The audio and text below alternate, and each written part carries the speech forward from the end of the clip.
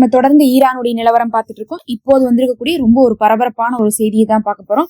ஈரானுடைய டெஹ்ரான்ல இருக்கக்கூடிய தலைநகரத்திலே இருக்கக்கூடிய பஹந்த் அப்படின்னு சொல்லக்கூடிய நகரத்துல இருந்த ஈரானுடைய உயர் பதவி அதிகாரி குடியிருப்பு பகுதி இப்ப வெடிச்சிருக்குது.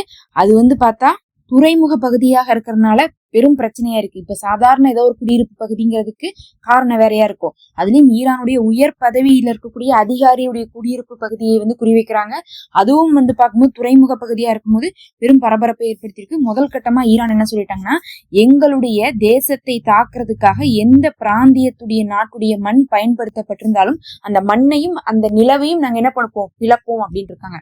அதாவது எங்கிருந்து இந்த ஏவுகணை வந்துச்சோ அதுக்கு காரணமா இருக்கக்கூடிய நாட்டை நாங்க என்ன பண்ண போறோம், அழிக்க போறோம்னு இருக்காங்க. ஃபர்ஸ்ட் சொல்லியிருக்காங்க நாங்க பிளப்போம் அப்படின்னு இருக்காங்க. அப்படின்னாவே நல்லாவே தெரியுது இது தாக்குதல் தான் அப்படின்ட்டு.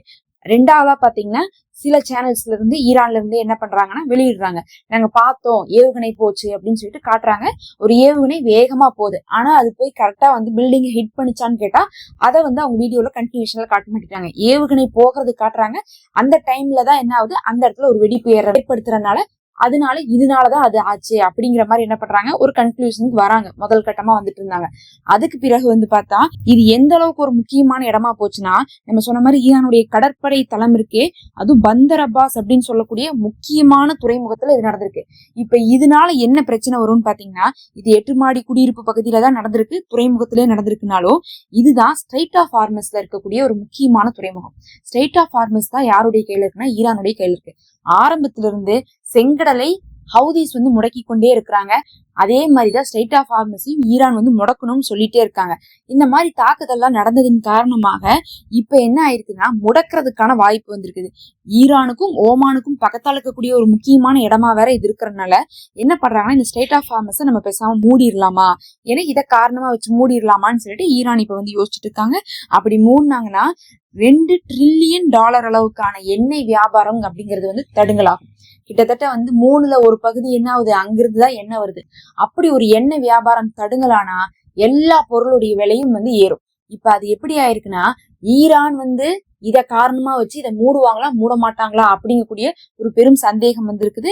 ஒரு பக்கம் என்ன சொல்றாங்கன்னா, அதை மூடுறதுக்காகத்தான் இப்படி ஒரு தாக்குதலே நடத்தப்பட்டிருக்கு, ஒருவேளை இது ஈரானே செஞ்சிருந்தா என்ன அப்படிங்கிற மாதிரியும் ஒரு பக்கம் எழுப்பி விடுறாங்க.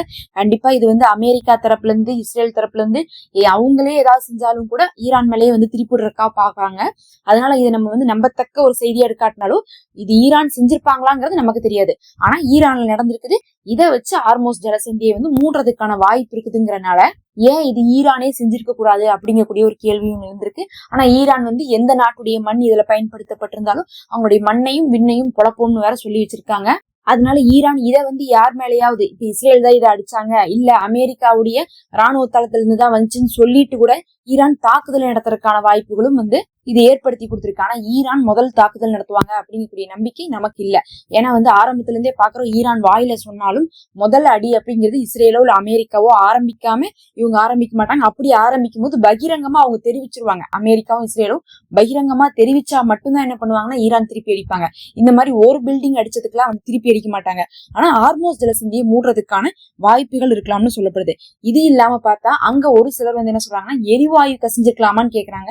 ஆனா அதை பத்தி ஒரு பத்திரிகையாளர் டீட்டெயிலா காட்டுறாங்க, அங்க எரிவாயுக்கு எந்த ஒரு தேவையும் இல்ல, அப்படி ஒரு லைனே இல்ல, அந்த இடத்துல தீ விபத்து ஏற்படுறதுக்கான காரணமே இல்லாதனால கண்டிப்பா இது ஏவுகணை தாக்குதல் தான் அப்படின்னு சொல்லிட்டு ஊடகங்கள் மூலமாக பேசி கொண்டிருக்காங்க.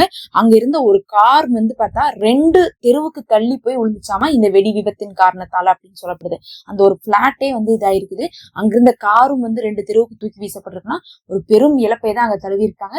ஈரான் எல்லா செய்தியுமே அவங்களுமே என்ன பண்றாங்கன்னா, எப்படி இஸ்ரேல் மறைச்சிருவாங்களோ அதே மாதிரி ஈரானும் மறைச்சிடுறாங்க. அங்க எத்தனை பேர் இறந்தாங்க, எத்தனை பேருக்கு இதனால காயம் அடைந்திருக்காங்க அப்படிங்கக்கூடிய எந்த ஒரு தகவலையும் ஈரான் என்ன பண்ணல, இன்னும் வெளியிடாம இருக்காங்க.